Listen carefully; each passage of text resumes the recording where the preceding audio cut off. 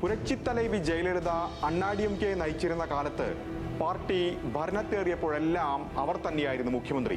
നിയമപരമായ കാരണങ്ങളാൽ 2 തവണ ജയലളിതയ്ക്ക് പദവിയിൽ നിന്ന് മാറി നിൽക്കേണ്ടി വന്നതൊഴിച്ചാൽ 2001 താൻസി ഭൂമി ഇടപാട് കേസിലും 2014 അനധികൃത സ്വത്ത് സമ്പാദന കേസിലും ഈ 2 പ്രതിസന്ധി ഘട്ടങ്ങളിലും ജയലളിതയ്ക്ക് പകരം മുഖ്യമന്ത്രി പദത്തിലെത്തിയത് ഒരേ ഒരാൾ, അത്രമേൽ വിശ്വസ്തനായ ഒ പനീർശെൽവം എന്ന OPS.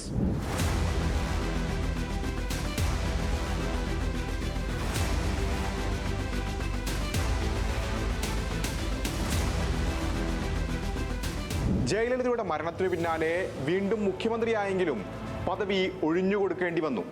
പിന്നീട് പാർട്ടിയിൽ നിന്ന് തന്നെ പുറത്താക്കപ്പെട്ട വിശ്വസ്തൻ ഇന്ന് സ്റ്റാലിന്റെ തോഴനാണ്.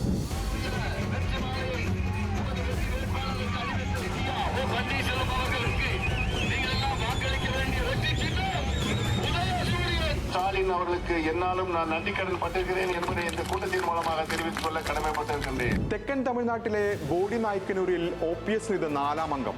2011, 2016, 2021 3 തവണയും ജയിച്ചത് 2 ചിഹ്നത്തിലെങ്കിൽ ഇത്തവണ ഉദയസൂര്യൻ. ബോഡി നായ്ക്കനൂരിന് ഒരു ചരിത്രമുണ്ട്.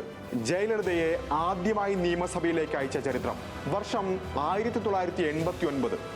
ജയലളിതയും ജാനകി രാമചന്ദ്രനും തമ്മിലുള്ള MGRന്റെ പിൻഗാമി തർക്കത്തിന് അറുതി വരുത്തിയ തെരഞ്ഞെടുപ്പ് കൂടിയായിരുന്നു അത്.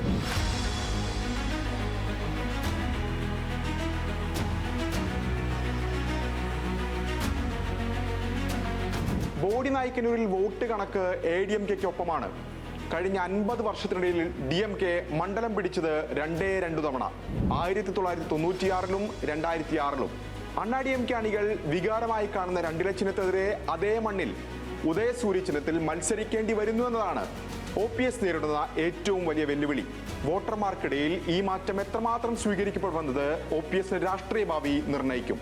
ആ അർത്ഥത്തിൽ OPS-നെ സംബന്ധിച്ചിടത്തോളം രാഷ്ട്രീയ ജീവിതത്തിലെ കടുത്ത പരീക്ഷണമാണ് ഈ തെരഞ്ഞെടുപ്പ്. വ്യക്തിപരമായി ലഭിക്കുന്ന വോട്ടുകൾ, അതിനു പുറമെ DMK വോട്ടുകൾ കൂടി ചേർന്നാൽ ബോഡി നായ്ക്കനൂർ ഒപ്പം നിൽക്കുമെന്നാണ് OPS ക്യാമ്പിന്റെ കണക്ക്.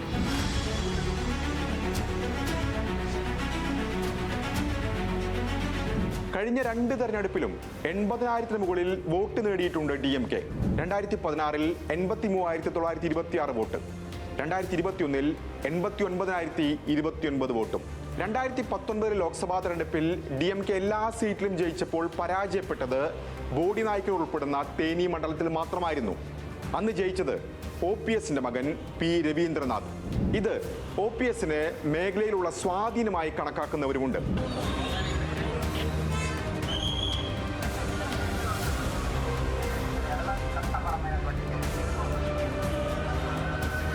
ADMK-യിലെ ശരിപക്ഷം OPS-ന്റേതാണെന്ന് ബോഡി നായ്ക്കനൂർ വിധിക്കുമോ, അതോ 2-ലെ തന്നെ അവർ വീണ്ടും നെഞ്ചേറ്റുമോ?